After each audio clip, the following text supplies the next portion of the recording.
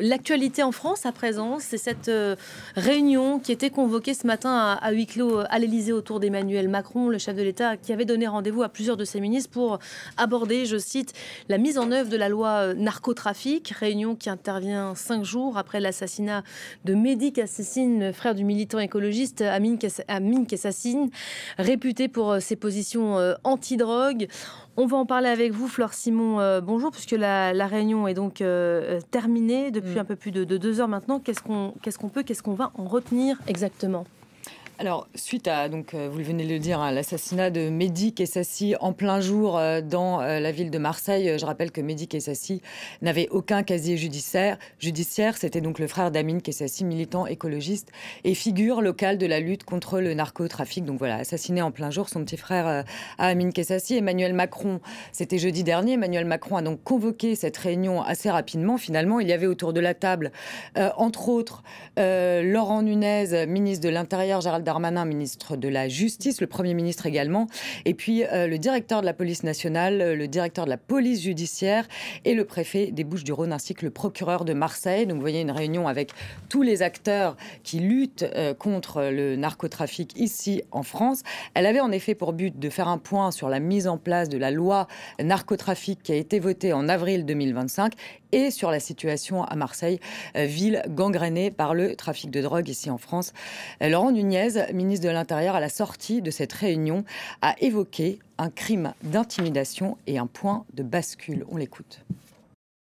Ce qui est certain, c'est que la plupart des participants, et nous avons collectivement constaté que c'était évidemment pas un règlement de compte classique comme on pouvait malheureusement déplorer dans le cadre du paysage de la lutte contre le trafic de stupéfiants, et que c'était manifestement un crime d'intimidation,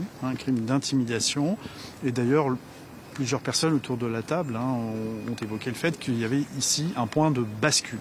Un point de bascule, ce meurtre préparé est totalement inédit. Donc c'était un véritable point de bascule.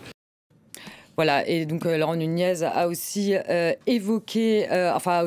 estimé que les trafiquants étaient de plus en plus à cran, car l'action de l'État était de plus en plus efficace et que les coups portés au trafic sont aujourd'hui sévères. Et puis, il a appelé les consommateurs en disant que s'il n'y avait pas à la responsabilité, que s'il n'y avait pas de consommateurs, il n'y aurait pas ce genre de crime.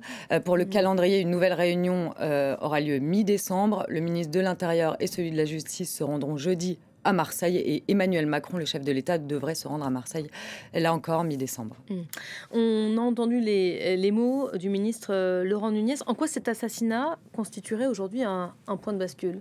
Voilà, comme il l'a dit, c'est donc un crime. Ça évoque un crime d'intimidation. Il faut encore que cette hypothèse soit confirmée.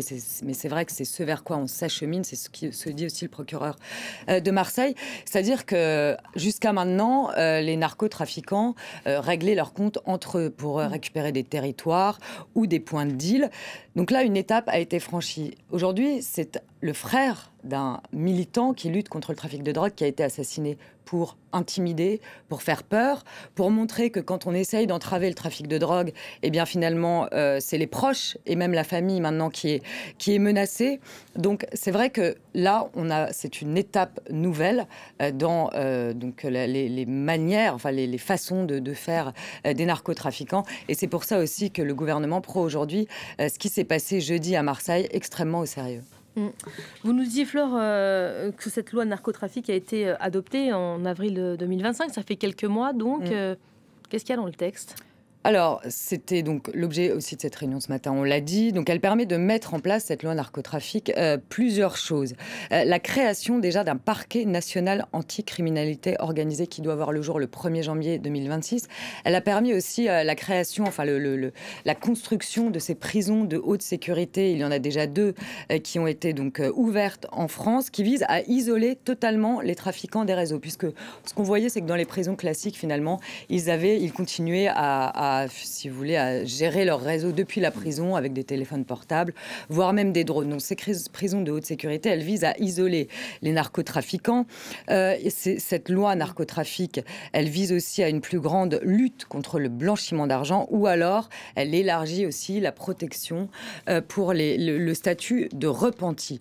Alors cette loi, elle avait été critiquée, même si par les élus de gauche comme de droite, même si tous font le même constat, c'est-à-dire qu'il y a une menace réelle en France du narcotrafic, qu'il faut plus de moyens. Sauf qu'à gauche, on disait qu'il faut faire attention à ce que les libertés individuelles ne soient pas entravées. D'ailleurs, les Insoumis ont voté contre cette loi.